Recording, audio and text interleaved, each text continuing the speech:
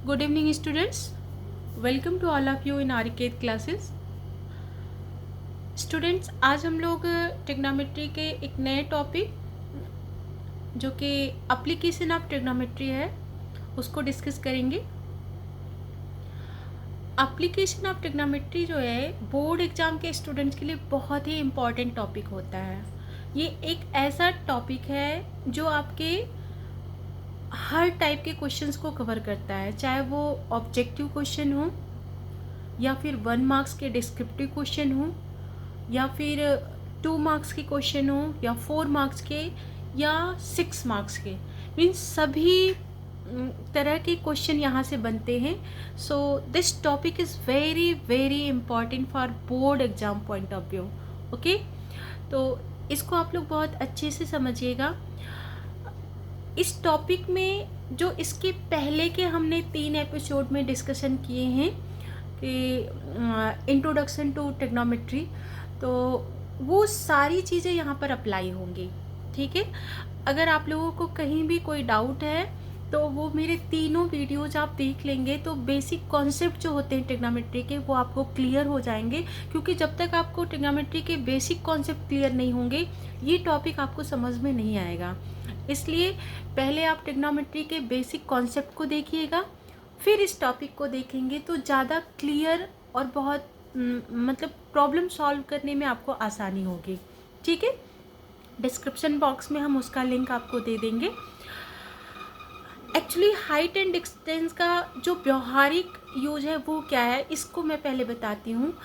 आप देखे होंगे कि जो बड़ी बड़ी ऊंची ऊंची इमारतें होती हैं या कोई पेड़ है, कोई खंभा है, ठीक है, या आप देखते हैं हेलीकॉप्टर वगैरह हाइट पे होते हैं, तो इनकी जो हाइट या डिस्टेंस को जब हमें मेज़र करना होता है तो जहाँ पर हम सामान्य स्केल की मदद से नहीं काम कर सकते वहाँ पर हम ट्रिग्नोमेट्री का यूज करते हैं। तो ट्रिग्नोमेट्री के यूज़ से इन हाइट या डिस्टेंस को फाइंड आउट करना बहुत आसान हो जाता है। जैसे 2 बिल्डिंग के बीच की दूरी अगर हमें निकालनी है तो वहाँ पर हम ट्रिग्नोमेट्री का यूज करते हैं। ठीक है, बिल्डिंगों की हाइट को निकालने के लिए इसका यूज करते हैं। तो ये इसका व्यवहारिक प्रयोग है। अब इसमें जो आपका ट्रिग्नोमेट्री का एप्लीकेशन, इसमें height and distance he main point है। इसको मेज़र करने के लिए 2 चीज़ें सबसे ज़रूरी होती हैं जो हमें पता होनी चाहिए। पहला है उन्नयन कोण, एंगल ऑफ एलिवेशन, और दूसरा है अवनमन कोण, एंगल ऑफ डिप्रेशन। ठीक है, उन्नयन कोण या अवनमन कोण, ये आपको पता है कि कोण हमेशा 2 रेखा मतलब 2 रेज के बीच में बनती हैं। ठीक है, 2 रेज के बीच का जो वर्टेक्स पॉइंट होता है वहीं पे कोण बनता है। तो यहाँ पर वो जो 2 वर्टेक्स होती हैं वो क्या होती हैं, दृष्टि रेखा और क्षैतिज रेखा। ठीक है, दृष्टि रेखा को लाइन ऑफ साइट कहते हैं और क्षैतिज रेखा को हॉरिजेंटल लाइन कहते हैं। अब इसका कॉन्सेप्ट आपको अगर लेना है कि लाइन ऑफ साइट क्या है और हॉरिजेंटल लाइन क्या है, तो उसके लिए आप इमेजिन कीजिए कि सपोज आप कहीं पर खड़े होकर के किसी बिल्डिंग के चोट मतलब कि टॉप पॉइंट को आप देख रहे हैं।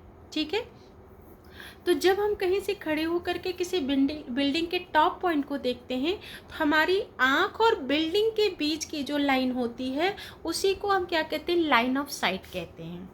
ठीक है, मतलब हमारी आँख, क्योंकि यहाँ पर देखने का काम हमारी आँख करती है, तो आँख से उस किसी भी इमारत, किसी भी खंबे या पेड़ या जिस चीज़ को हम देख रहे हैं उसके टॉप पॉइंट के बीच की जो रेखा होती है उसको हम दृष्टि रेखा या लाइन ऑफ साइट कहते हैं। Is it clear?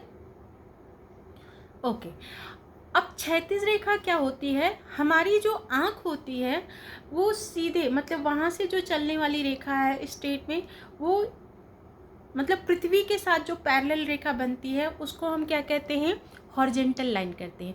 और इन्हीं दोनों लाइन के बीच में means angle line of site और हॉरिजेंटल लाइन के बीच में ही आपका क्या होता है, इनके जो पॉइंट ऑफ वर्टेक्स होता है, इनका जो वर्टेक्स पॉइंट होता है वहीं पर आपका एंगल ऑफ एलिवेशन या एंगल ऑफ डिप्रेशन बनता है। इसके लिए आप इस फिगर को देख सकते हैं। जैसे ये क्या है, क्षैतिज रेखा है। ठीक है, ये हमारी अगर आँख है, सपोज हम यहाँ पर खड़े हैं और ये हमारी आँख है। ठीक है, यहाँ से हम किसी वस्तु को, मान लीजिए यहाँ पर कोई काइट मतलब कोई पतंग है या कोई बिल्डिंग का टॉप पॉइंट है, यहाँ पर है, तो यहाँ से जो हम देख रहे हैं ये लाइन ऑफ साइट है। इसको हम क्या कहते हैं? Line of site. और हमारी आँख से मतलब पैरेलल जो ये रेखा चल रही है, ये इसको क्या कहते हैं? क्षैतिज रेखा कहते हैं। क्या कहते हैं? क्षैतिज रेखा या हॉरिजेंटल लाइन। और इन्हीं दोनों का जो वर्टेक्स पॉइंट होता है, यहीं पर आपका उन्नयन कोण या ऑर्नमन कोण भी क्या होगा, उसमें दृष्टि रेखा जो होगी वो इसके नीचे आ जाएगी। ठीक है, वो अभी हम डिस्कस करेंगे कि उन्नयन कोण कैसे बनता है और ऑर्नमन कोण। अभी आप समझ लीजिए कि हमेशा ये जो दोनों कोण होते हैं वो लाइन ऑफ साइट और हॉरिजॉन्टल लाइन के बीच में ही बनते हैं। ठीक है, क्लियर हो गया? अब देखते हैं कि उन्नयन कोण क्या होता है और ऑर्नमन कोण क्या होता है।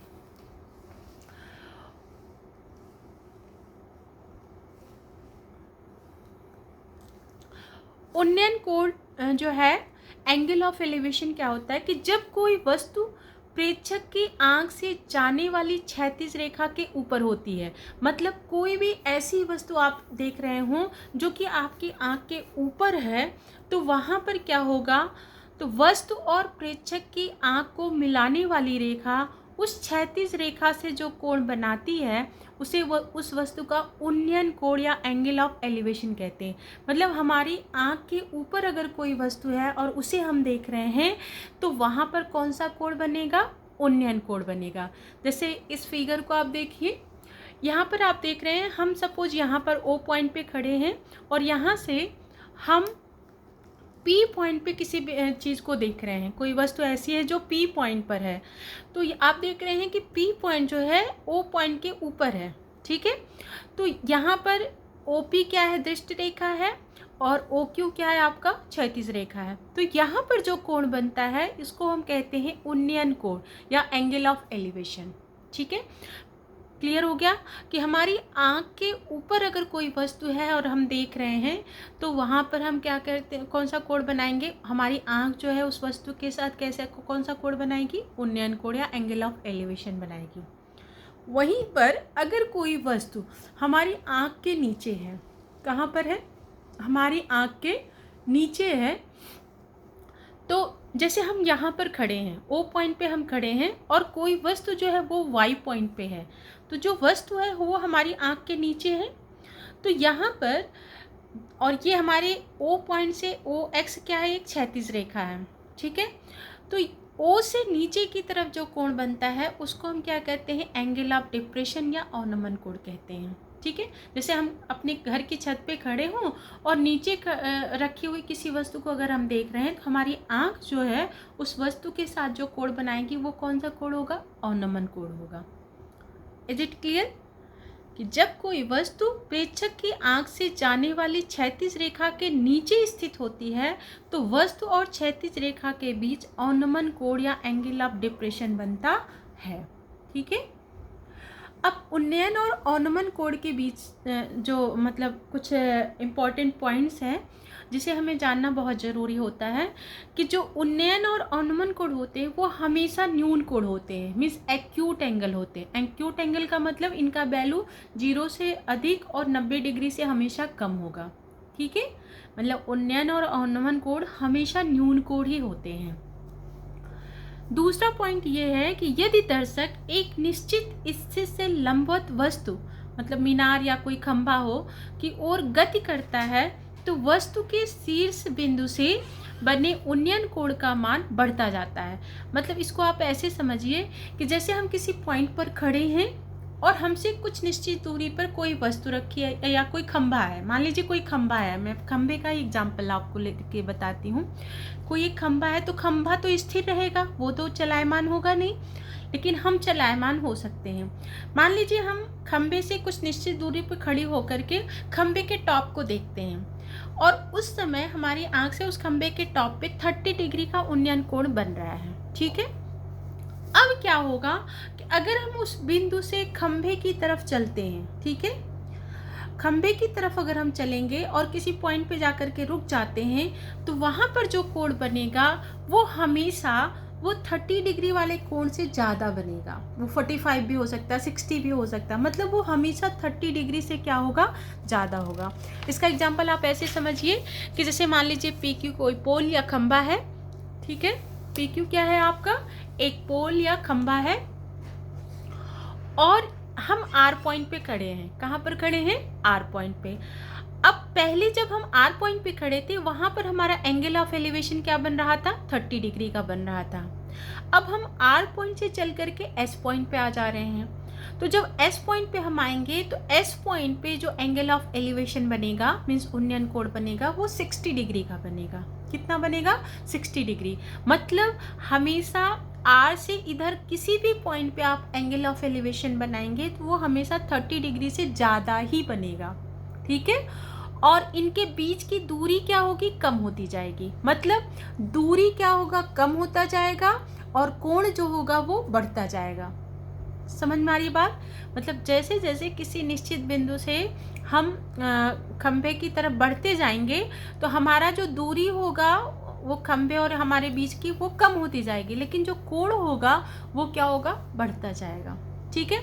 इसका बेस्ट एग्जाम्पल आप अपनी परछाई को लेकर के कर सकते हैं कि जब हम सूर्योदय या सूर्यास्त के समय हमारी जो परछाई होती है वो सबसे लंबी होती है, लेकिन जैसे जैसे सन जो है ऊपर चढ़ता जाता है, मतलब जैसे जैसे आपका मॉर्निंग के बाद दोपहर होता जाता है, हमारी परछाई क्या होती है, धीरे धीरे घटती जाती है। और एक समय ऐसा आता है पीक टाइम 12 o'clock पे कि हमारी शरीर की परछाई अगर हम सन के सामने खड़े हो जाते हैं तो बनता ही नहीं। तो वो इसी कॉन्सेप्ट पे है।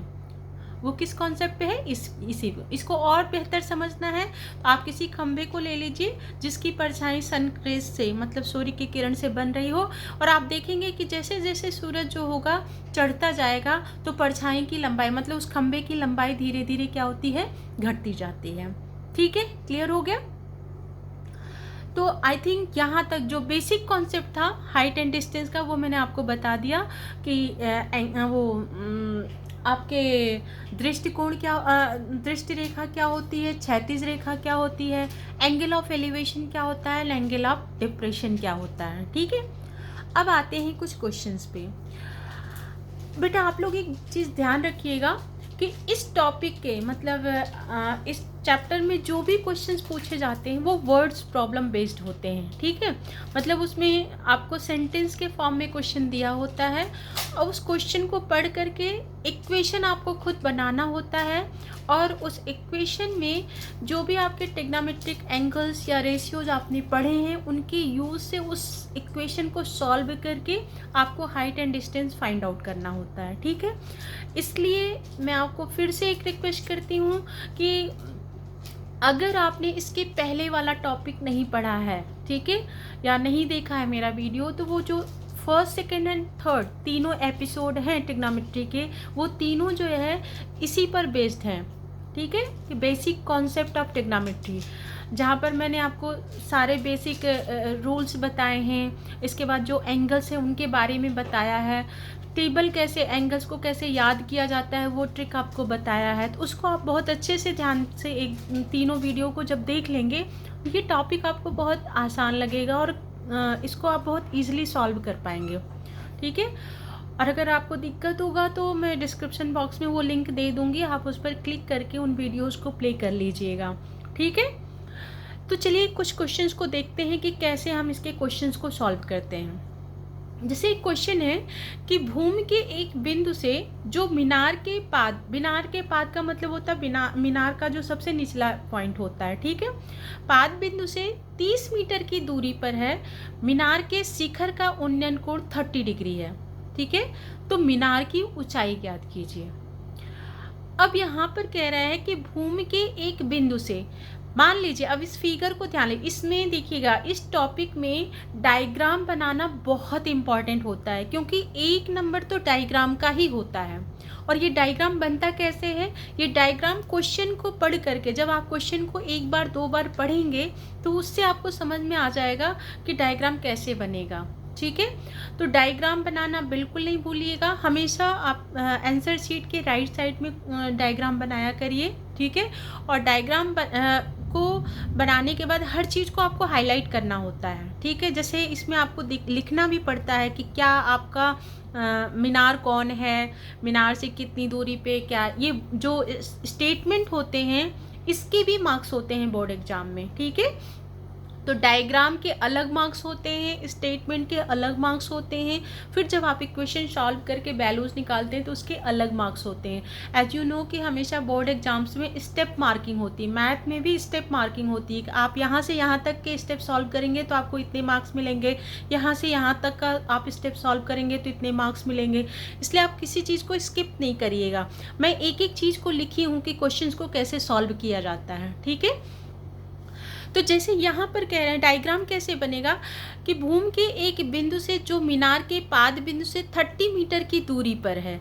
तो यहाँ पर ए बी हमने एक मीनार लिया, क्या लिया है, ए बी क्या है आपका एक मीनार है। तो लिखा भी हमने, माना ए बी h मीटर ऊंची मीनार है, ए बी जो है वो h मीटर ऊंची मीनार है जिससे 30 मीटर की दूरी पर एक बिंदु सी है, ठीक है। मीनार से 30 मीटर की दूरी पर एक बिंदु सी है, ठीक है।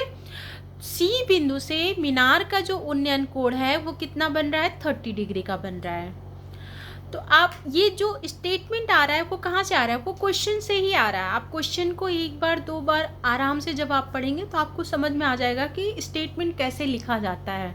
कथन, जिसको हिंदी में कथन कहते हैं, इसके भी पॉइंट्स होते हैं, स्टेटमेंट लिखने के भी पॉइंट्स होते हैं। इसलिए मैं बार बार कर रही हूँ, आप क्वेश्चन रीड करिए, रीड करके आपको समझ में आएगा कि कैसे इसका डायग्राम बनेगा और कैसे इसका स्टेटमेंट लिखा जाएगा, ठीक है।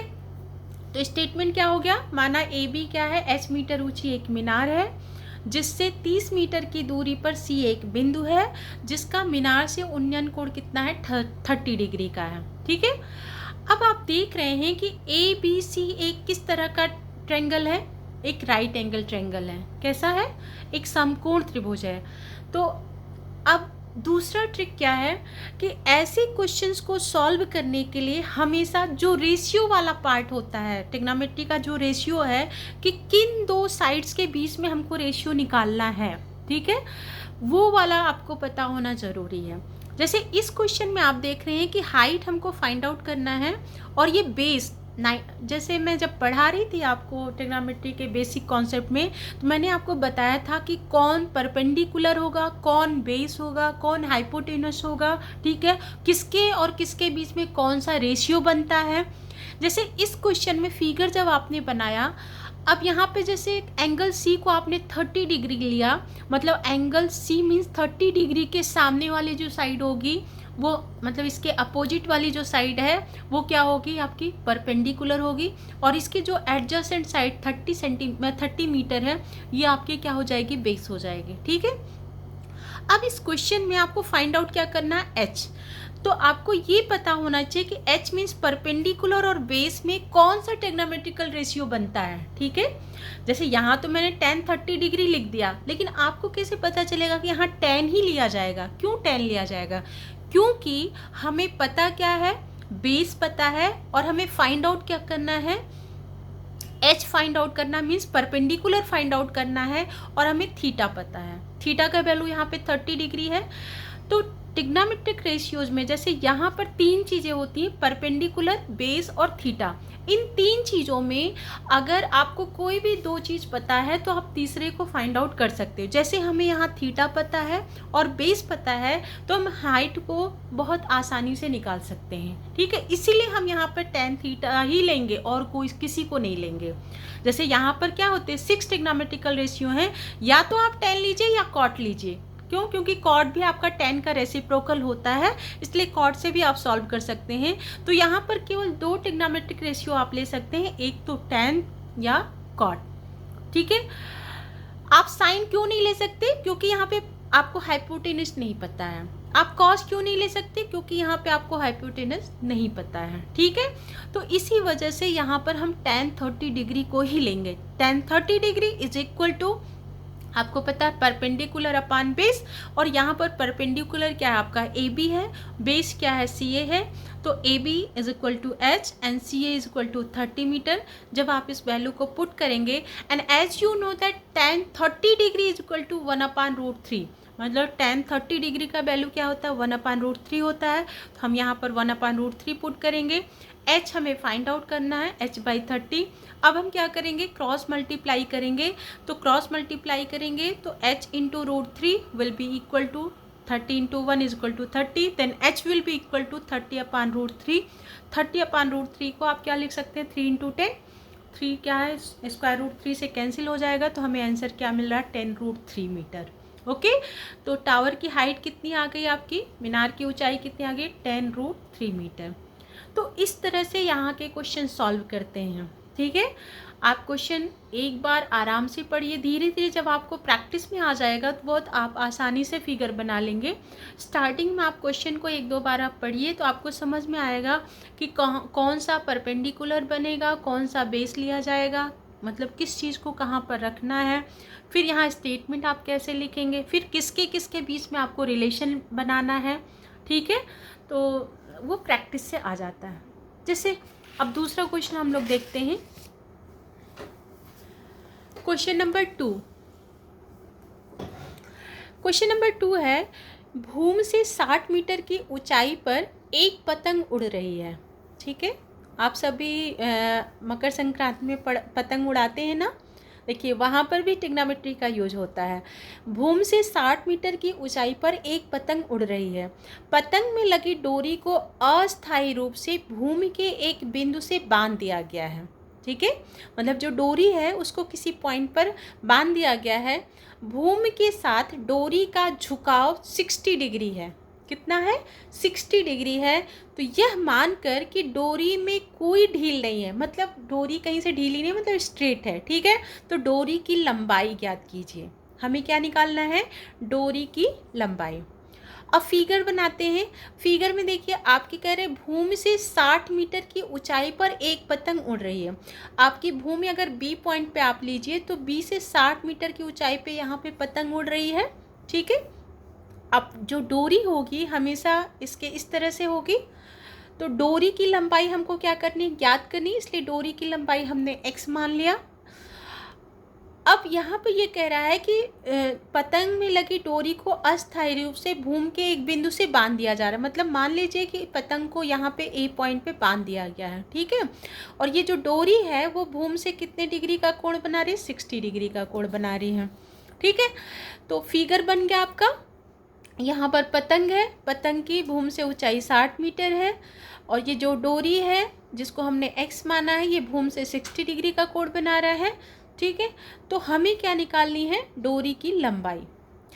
अब ध्यान दीजिएगा, यहाँ पर जैसे स्टेटमेंट की बात आती है, मैंने अभी आपको बताया जो आप फिगर, अगर आपने फिगर सही बनाया है तो आप स्टेटमेंट लिख लेंगे आसानी से। ठीक है, जैसे हमने माना ए बी 36 तल है, ए बी क्या है आपका 36 तल है, और सी भूमि से 60 मीटर की दूरी पर पतंग है। जो सी जो है वो भूमि से 60 मीटर की दूरी पर पतंग है।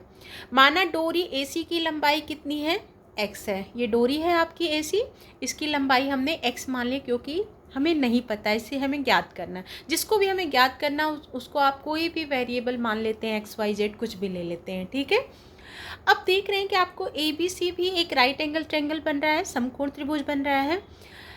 अब ध्यान दीजिएगा यहाँ पर फिर से, जैसे इसके पहले मैं आपको बोली थी क्यों मैं वहाँ पे tan ली थी, और अब यहाँ पर हम क्यों हमें साइन लेना है, साइन या कोसेक दोनों में से कोई एक ले सकते हैं। ठीक है, देखिए यहाँ पर अगर हमने एक को angle A 60 degree means theta हमें पता है, तो 60 डिग्री के सामने वाली जो भुजा होगी वो क्या हो जाएगी, परपेंडिकुलर, और 90 डिग्री के सामने यहाँ पर क्या है, ये हाइपोटेनस हो जाएगी। हमें हाइपोटेनस फाइंड आउट करना है। क्या फाइंड आउट करना है, हाइपोटेनस, मतलब कर्ण हमें फाइंड आउट करना है, और हमें लंब पता है और कोण पता है। तो मतलब लंब और कर्ण इन दोनों के बीच में दो ही रिलेशन बनते हैं, दो रेशियो आता है, या तो साइन होगा या कोसेक होगा। ठीक है, उसके अलावा तो और कोई नहीं होता है। तो यहाँ पर या तो हम साइन 60 डिग्री लेंगे या फिर कोसेक 60 डिग्री लेंगे, उसके अलावा और कोई ट्रिग्नोमेट्रिकल रेशियो नहीं ले सकते हैं। ठीक है, इसीलिए यहाँ पर हम साइन 60 डिग्री लिए हैं। ठीक है, तो sine 60 degree means equal to perpendicular upon hypotenuse, perpendicular यहाँ पे BC है और हाइपोटेनस कितना है, AC है। BC का वैल्यू 60 मीटर है और AC का हमने x लिया है। तो जब ये वैल्यू हम पुट करेंगे, साइन 60 डिग्री का वैल्यू √3/2 होता है।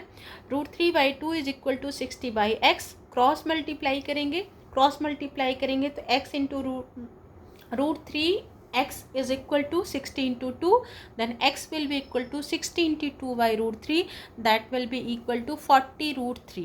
सॉल्व कर लीजिएगा। सॉल्व करते समय आप हमेशा देखिए कि 60 को हम 3 into 20 लिख सकते हैं। अब 3 जो है √3 से कैंसिल होगा, तो यहाँ पर आपका √3 हमें मिलेगा। 20 into 2 is equal to 40 metre, मतलब आपके जो डोरी की लंबाई आ गई वो 40√3 आ गई। ठीक है, is it clear to everyone?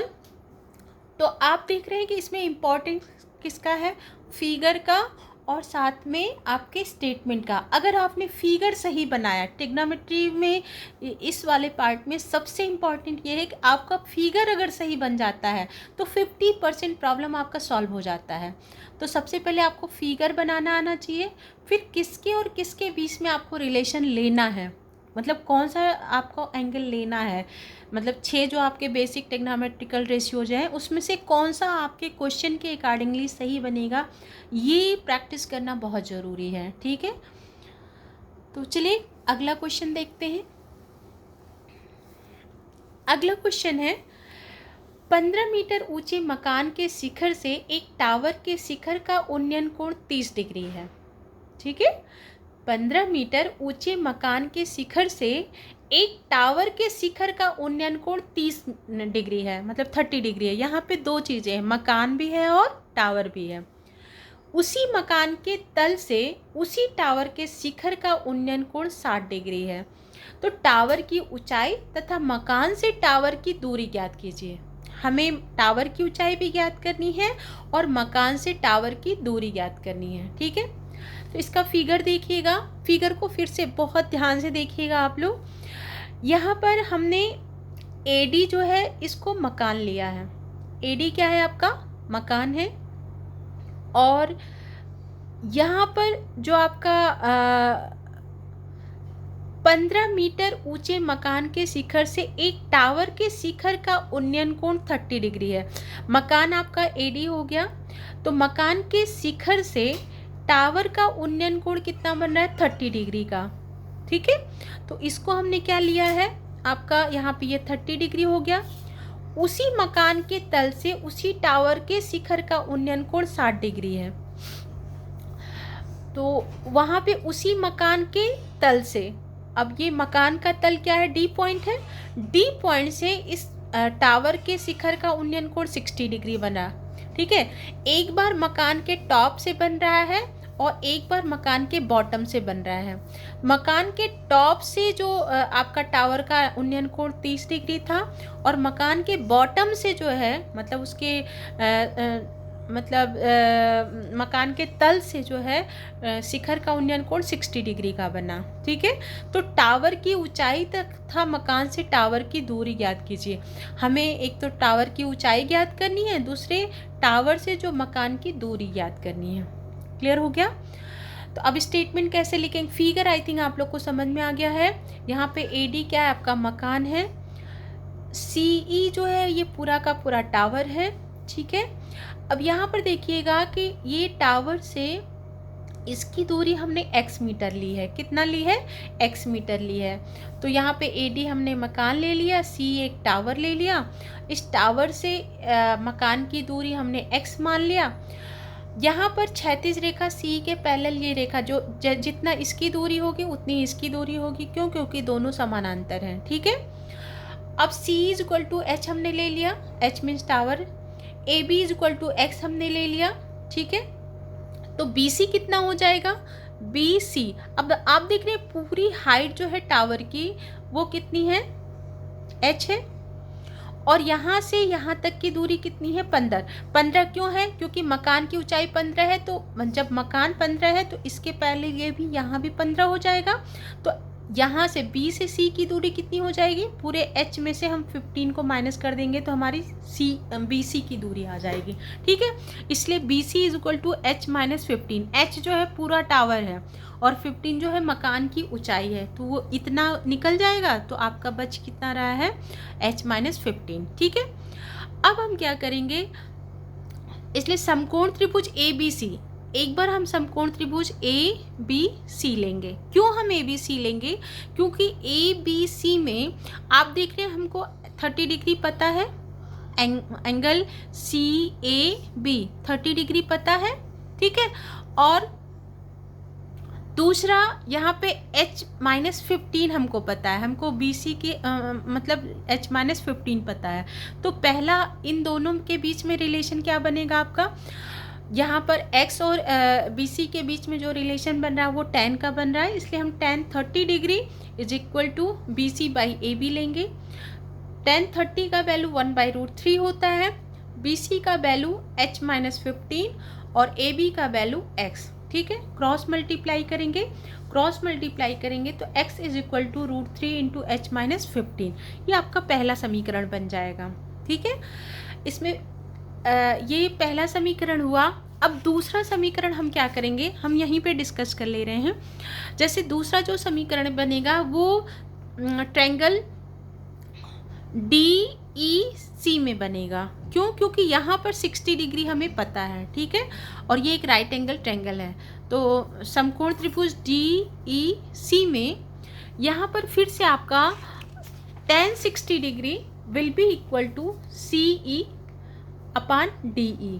ठीक है, CE क्या है, C जो है आपका टावर है पूरा, और D क्या है, टावर से मकान की दूरी है। ठीक है, तो tan 60 degree will be equal to CE upon DE।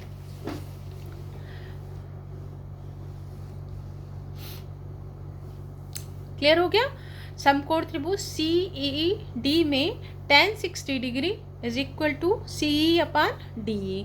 तो tan 60 का वैल्यू √3 होता है, और C जो है आपका H है, और D क्या है, X है। तो आपको क्या मिल गया, √3x is equal to H।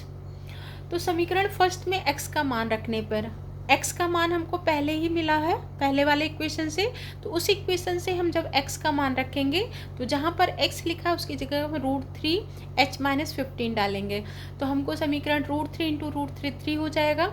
3H minus 15 3 जा 45 इज इक्वल टू H। सो अब जब आप ट्रांसफ़र करेंगे H को इधर लाएंगे तो ये माइनस हो जाएगा, 45 माइनस है उधर जाएगा तो प्लस हो जाएगा। ठीक है, तो 3H minus H is equal to 2H हो गया, 2H is equal to 45, then H will be equal to 45 upon 2। तो हाइट कितनी आ गया आपकी, 22.5 मीटर। समझ में आ गई बात। अगर H का मान हमको पता चल गया तो H का मान आप समीकरण नंबर 1 में रखेंगे तो आपको x का मान आ जाएगा। इक्वेशन नंबर फर्स्ट में h की जगह पे आप 22.5 या 45/2 पुट करिए तो आपको x इज इक्वल टू √3, यहाँ पे h माइनस 15 था तो h की जगह पे हमने 45/2 माइनस 15 किया। जब आप सॉल्व करेंगे एलसीएम लेंगे तो 2 आ जाएगा, 45 माइनस 30 अपान 2, और यहाँ पर 1.73 हमने √3 का वैल्यू रखा है, √3 का वैल्यू 1.73 होता है। तो